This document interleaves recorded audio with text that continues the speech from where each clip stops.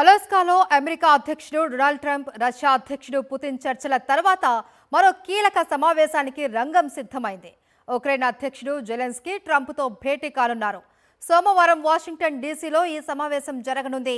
ఈ భేటీతో ఉక్రెయిన్ యుద్ధ విరమణపై అసలు మరింత పెరిగాయి.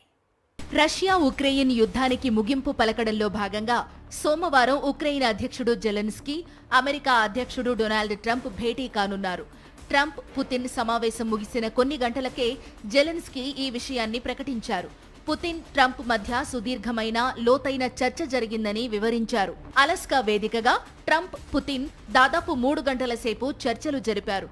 అనంతరం తిరుగు ప్రయాణంలో ఎయిర్ ఫోర్స్ 1 నుంచి జెలెన్స్కీకి, నాటో, యూరోపియన్ యూనియన్ నేతలకు ఫోన్లు చేశారు ట్రంప్. పుతిన్తో చర్చించిన అంశాలను వివరించారు. వీలైనంత వేగంగా శాంతి ఒప్పందం కుదుర్చుకోవడం ఇరు వర్గాలకు ప్రయోజనకరమని, దీని గురించి ఆలోచించాలని జెలెన్స్కీకి సూచించారు. ఇదే విషయాన్ని జెలెన్స్కీ ఎక్స్ ద్వారా వెల్లడించారు. ట్రంప్తో గంటన్నరకు పైగా ఫోన్లో మాట్లాడానని, కీలకమైన అంశాలపై సుదీర్ఘంగా చర్చించినట్టు తెలిపారు. శాంతి ఒప్పందానికి తాము సిద్ధంగా ఉన్నామనే విషయాన్ని మరోసారి స్పష్టం చేశారు జెలెన్స్కీ. ట్రంప్, పుతిన్తో త్రైపాక్షిక చర్చల ప్రతిపాదనకు మద్దతిచ్చినట్టు తెలిపారు. సోమవారం వాషింగ్టన్ డీసీలో ట్రంప్తో సమావేశమవుతానని, యుద్ధాన్ని నిలువరించే అన్ని విషయాలపై అక్కడ చర్చిస్తామని చెప్పారు. ఎలాంటి ఒప్పందం కుదరకపోయినా అలాస్కాలో చర్చలు నిర్మాణాత్మకంగా, సానుకూలంగా జరిగాయని భేటీ అనంతరం ట్రంప్, పుతిన్ ప్రకటించారు.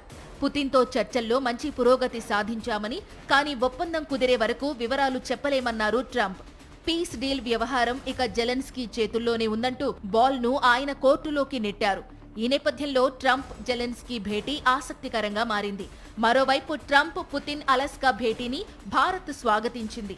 శాంతి స్థాపన కోసం చర్చలు జరపడం ప్రశంసనీయమని పేర్కొంది. వీలైనంత త్వరగా యుద్ధం ముగిసిపోవాలని ప్రపంచమంతా ఆశిస్తోందంటూ ప్రకటన జారీ చేసింది కేంద్ర విదేశాంగ శాఖ.